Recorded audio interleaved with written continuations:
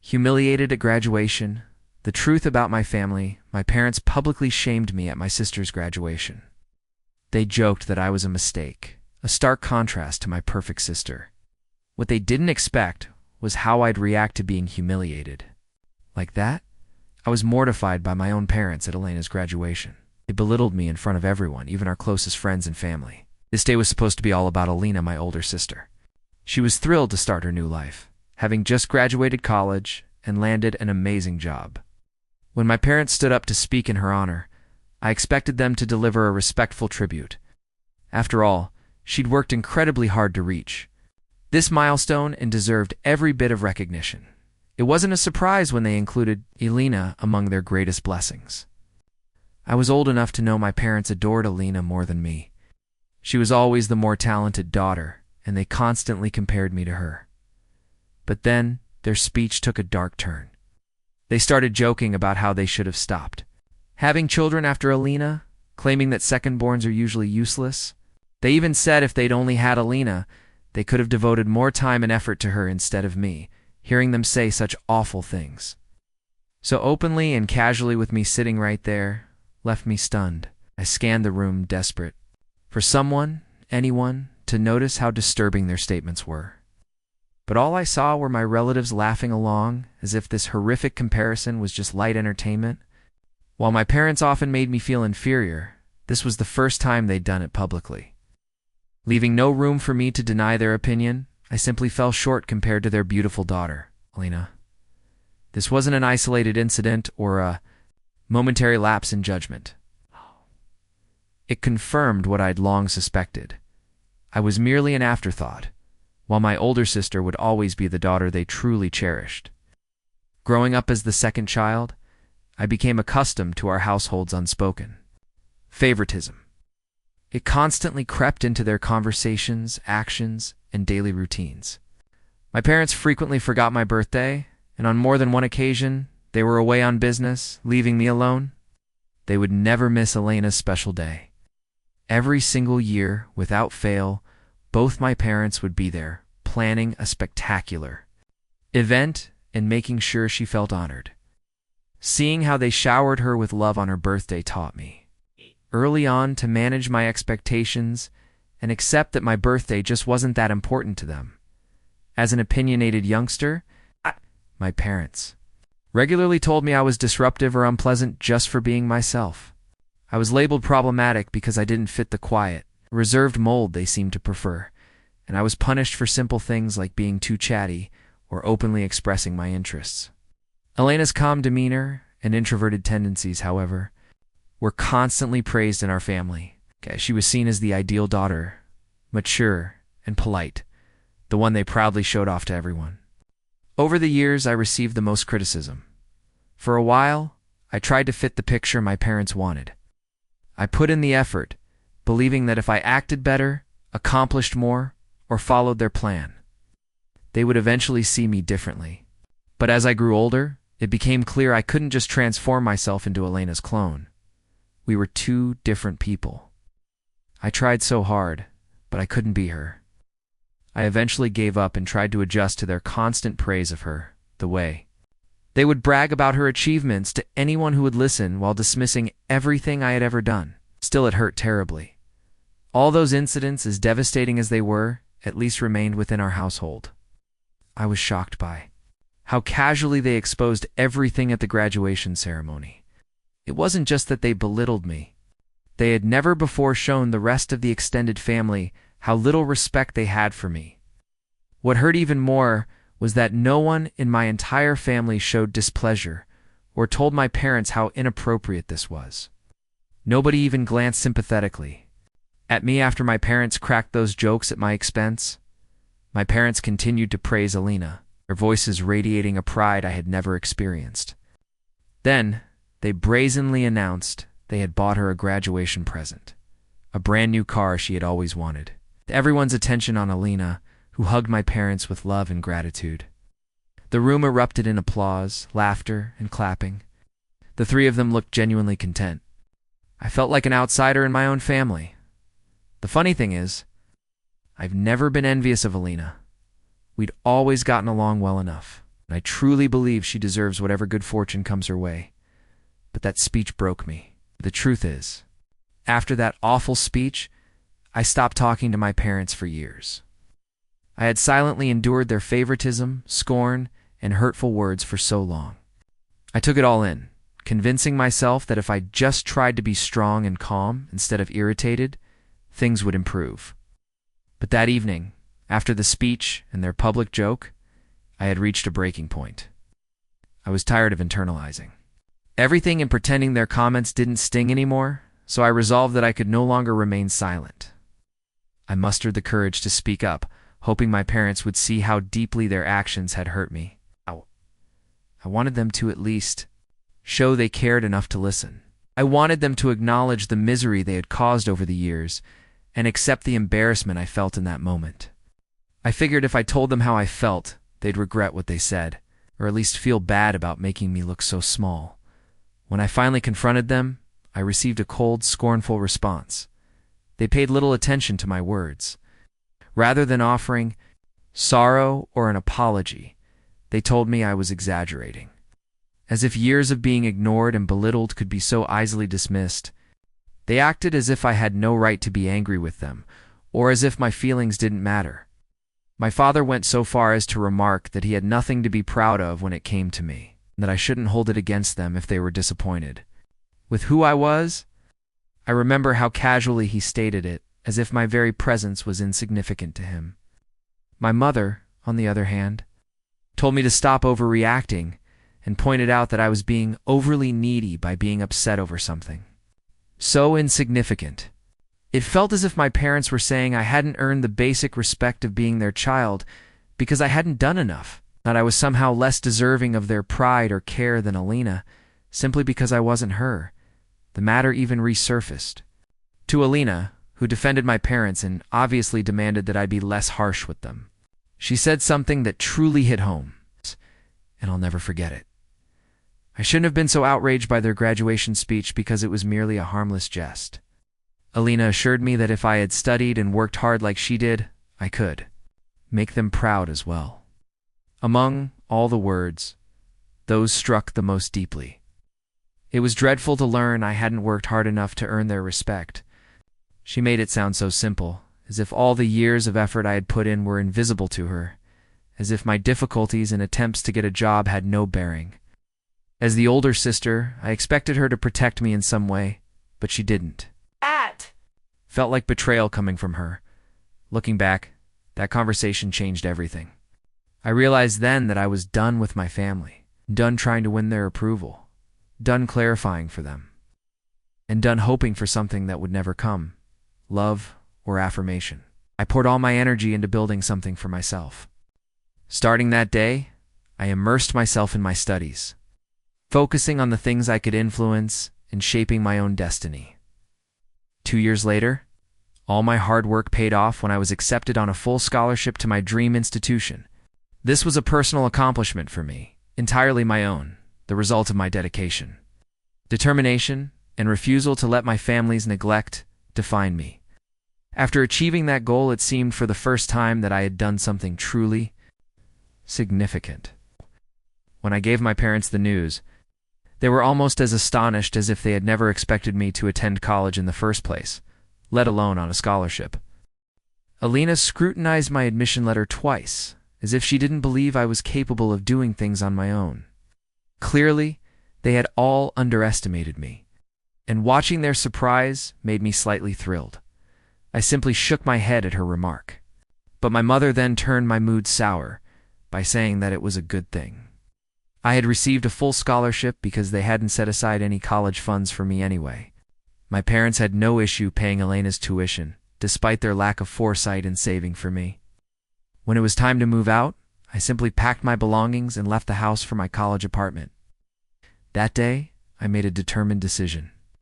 To cut off all contact with Alina and my parents, I felt no need to explain my intentions. They had consistently demonstrated, after all, that my feelings, opinions, and values had little influence on them.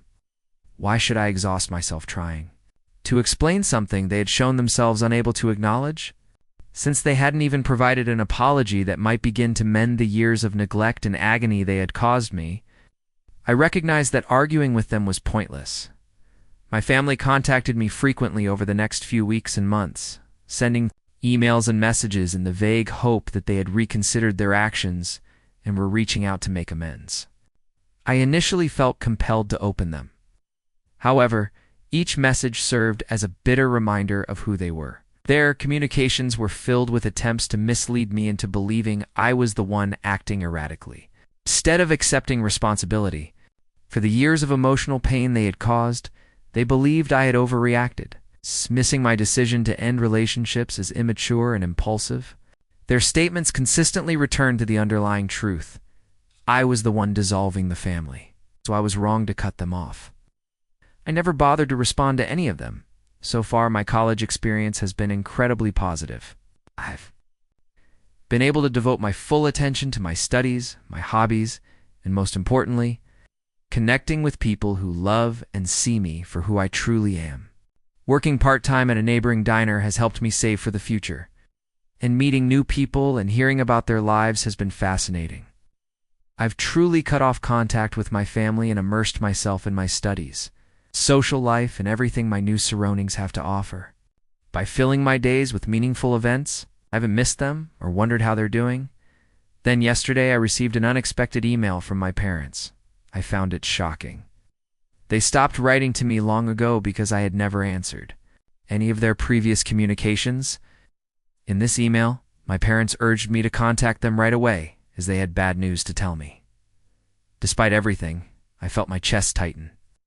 Years of hurt and rejection couldn't erase the nagging feeling that something terrible had happened. My heart started racing. All I could think about was the possibility that a family member was seriously ill, or worse, had passed away. Despite my resolution to keep them at a distance, fear crept in, my heart hammering as I braced myself for whatever news they were about to bring. I grabbed my phone, unblocked them, and called them immediately. Alina, it turned out, was going through a difficult personal situation. The news my parents wanted to share with me was that she had been battling drug addiction, which had severely impacted her life. They said her addiction had gotten so bad that she had lost her job, spent her savings, and was now left with no resources or options. I had no idea Lena was going through anything like this, so the news completely surprised me. She has always been my dependable, high-achieving sibling, but that same sister had become addicted to drugs. I found it tough to believe. Elena's addiction was so unbelievable in my parents' eyes that it shattered their perception of her. Their incredulity, desperation, and most importantly, their tremendous concern about how this would affect their reputation if others found out shocked me. They hoped I'd have some answers for them as they described everything. Lena had always appeared grounded and responsible, so it was startling that she, of all people, had fallen victim to something as dangerous as heroin addiction. My father then asked me in a mistrustful tone, "You didn't introduce her to drugs back then, did you?" The implication surprised me. Not only was the idea completely absurd, but it was also very disgusting to think they might assume I had anything to do with Elena's troubles, much less anything as serious as introducing her to drugs. How could I bring drugs to my older sister? I mean, I never do drugs myself. Furthermore, I hadn't spoken with Alina or the rest of my family in years due to their mistreatment of me. Having been removed from their life, I had focused on carving my own path away from their toxicity, the face of their immaculate image of Alina breaking. They were quick to point fingers at someone else, and I was clearly the easiest target. I advised them to speak with Alina before making any assumptions, and told them they were unwise to even suspect me. Throughout our conversation, I noticed that my parents were more concerned with the shame that would befall the family if Elena's admissions were public rather than expressing genuine concern for her. My mother appeared fascinated with her immaculate daughter's clandestine actions. She kept talking about how unexpected it was to discover this aspect of herself and how others would react if they ever found out. Alina and Dad were overwhelmed and unprepared to deal with the situation, so my mother begged me to return home so I could assist them in caring for Alina. My mother implored me, what do we even do? I feel so ashamed of her, so maybe you can talk to her for us. as if this were a legitimate demand to make after years of not communicating. "I can't help Alina. She needs professional help," I stated bluntly.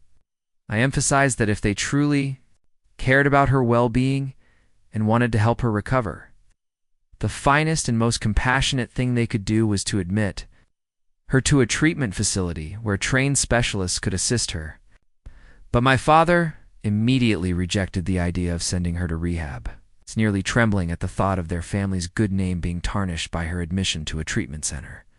He was obsessed with the possibility of their reputation being harmed by sending her to such a location. He claimed it would only further damage their reputation. The thought of people knowing that their only accomplished daughter had a sickness as serious as heroin addiction horrified him. My father chided me for even considering this option, as if openly admitting her addiction was more shameful, and as if constant surveillance would magically fix the problem. Dad insisted that I return home and that the three of us work together to care for Alina, putting her under constant observation to prevent a relapse. He kept saying how much they wanted Alina to feel better and get back to her normal life as soon as possible. Their perspective was that everything would return to normal as long as no one else knew. They wanted me to take part in a charade, pretending everything was okay while keeping her issues hidden from everyone else. I got outraged and incredulous as I listened. Why were my parents so concerned with what others thought about them and their reputation? Here was an opportunity for my parents to truly step up, to demonstrate that they could prioritize their daughter's needs over appearances and transform her life. My sister was clearly suffering from something serious, yet they still struggled to do the right thing. These people had not changed much, obviously. On top of that, they were now attempting to entice me back in, urging me to maintain this family. By assisting them in caring for the sister they frequently likened me to, I claimed I needed some time to think about things. I can't just walk away after all. I have classes and a job to consider. My parents insisted that I take at least 2 or 3 weeks off to help them because they really needed me right now. About everything I'm torn. Part of me wants to see what I can do for Alina to make sure she's okay. Another side of me is selfish, allowing my parents to manage their golden child fully on their own. I'm not sure I can be of much help because they are more concerned with saving face than with addressing the root of the problem. Even today, I wonder if I should refuse to return home and care for my drug-addicted sister. Update 1. This story didn't appear like it was going to explode. It is taking some time to look through the hundreds of comments I have received. I wanted to clear up a few things. I don't hate Alina. Actually, I want to help her and genuinely care about her. However, because I have not spoken with my family in 3 years, I have experienced a level of serenity and stability that I did not have previously. I am concerned that reconnecting with Alina may allow my parents to re-enter my life as well. I honestly do not know for sure. If you're wondering, Alina could have been fighting with heroin addiction for years, possibly even before my parents discovered it. Clearly, Alina, the golden child, was praised and kept as the ideal daughter, frequently under intense pressure to maintain that image. This form of pedestal minimizes susceptibility and failure. Any failure, no matter how small, could have been devastating if Alina believed her worth was solely determined by her accomplishments and how others perceived her. Drugs could have developed over time as a coping mechanism for escaping the weight of those expectations or the fear of disappointing our parents. I become even more depressed when I think about my sister, who may have been suffering silently all along without my knowledge. She should have felt comfortable being honest with me earlier, before things got to this point. I would have wanted to be there for her, to help her get through it. It just makes me feel powerless. If only I had known about this significant part of her life and could have helped her. My parents expected the best of me and my sister from an early age because they are both high achievers. Personally, I need some time to analyze everything. I will notify you if anything further develops. Update 2. After considerable internal thought and encouragement from some of the comments I read, I decided to contact Alina. She is my sister, despite everything. As a result, I believed it was critical to hear from her directly, rather than basing my decisions on my parents' interpretations of events. First, I texted her a short note asking if she wanted to chat. She responded some hours later, but only agreed to a phone call. When I finally spoke with her, The voice on the other end of the telephone seemed like a shadow of the sister I knew. Elena's tone was obviously weighted, softer and more careful. She slowly revealed what she was going through. Elena stated that she had fought with addiction for several years. It began shortly after college when she began working for her law firm. She struggled to maintain that status at work by continually working harder than others to impress her supervisor in the hopes of receiving more credit or a promotion. She began to feel burned out after being the perfect, highly talented daughter. For so long, Elena felt she couldn't stop, slow down, or get treatment because she had to live up to the expectations everyone had for her. When stress got unbearable, a friend recommended using recreational drugs to unwind. Before she knew it, what began as intermittent use had turned into reliance. Elena also stated that she felt imprisoned for the longest time. She couldn't tell her parents she was struggling since she knew how they would react. She felt alone. Due to their obsessive attention to appearances and denial of anything that contradicted their narrative, she maintained the facade, acting as if everything was fine, even as she began to lose control. She couldn't hide the fact any longer, so she spiraled, lost her job, and depleted her savings. She wondered whether I was criticizing her as harshly. As she was analyzing herself, and she expressed her embarrassment for even discussing this with me, it hurt my heart to hear her story. I'd never realized that the platform our parents had set her on was a prison rather than a privilege. Been bearing the suffocating weight of being their golden child, whereas I had been dealing with the pain of being overlooked. Our parents' focus on control and favoritism had harmed each of us in different ways.